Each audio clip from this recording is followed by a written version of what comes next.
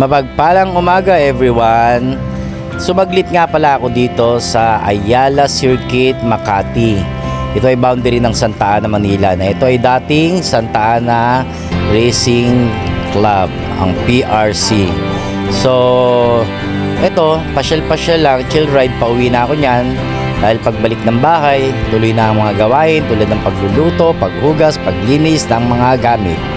So, chill ride lang ako dito. Hindi kailangan ng rush.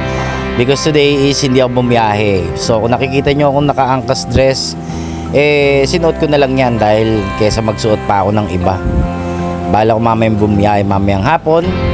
At tingnan natin, hopefully ang panahon ay makisama dahil kanina umaga, grabe ang pag-ulan. Yan, nakikita nyo guys, yan, pasyalan yan dito, mga nag-jogging-jogging. Yan, sa umaga napakaganda rito, payapa. Very peaceful. Yun nga. At may maiispatan ako ditong kakaiba guys. Watch nyo lang. Yun, tignan nyo lang ha. Wait a minute, kaping mainit. Yan, hindi yan yun guys.